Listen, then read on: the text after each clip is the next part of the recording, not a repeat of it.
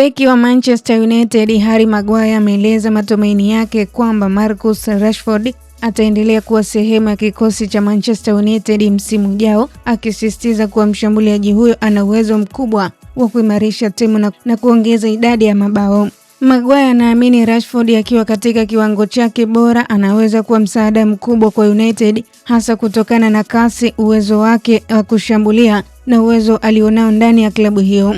Rashford hajacheza Manchester United tangu Desemba 2024 baada ya kutofautiana na aliyekuwa kocha wa timu hiyo Ruben Amorim katika kipindi cha miezi 18 iliyopita. Mshambuliaji huyo mwenye umri miaka 28 alitumia muda wa mkopo katika klabu za Aston Villa na Barcelona. Pamoja na hilo, mustakabali wake Old Trafford bado haujawa wazi, huku kukiwa na uwezekano wa kuondoka kabla ya dirisha la usajili kufungwa.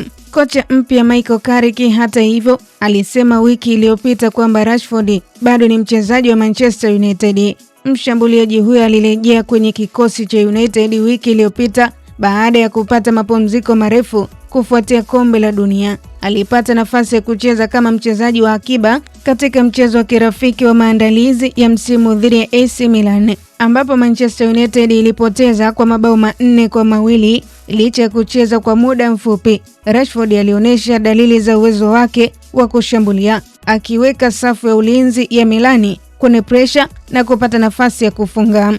Maguire anasema kiwango hicho kinaonyesha wazi kwamba Rashford bado ana uwezo wa kuwa mchezaji muhimu kwa United. Tunaamini atabaki kwa sababu mchezaji muhimu sana kwetu. Anaweza kuiboresha timu yetu kwa hakika, Maguire alisema baada ya mchezo huo. Aliongeza kuwa amekuwa akicheza na Rashford kwa miaka kadhaa na anamfahamu vizuri uwezo wake, huku akisisitiza kuwa uwepo wake unaweza kuwasaidia wachezaji wengine kuboresha kiwango chao.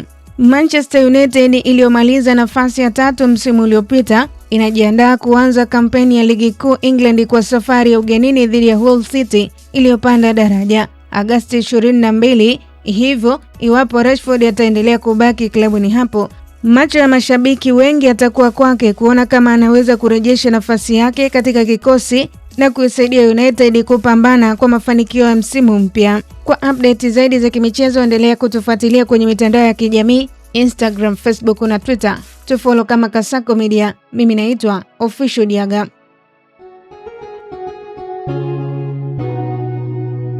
Kasako Media, tunaangazia maisha, tunaandika kesho.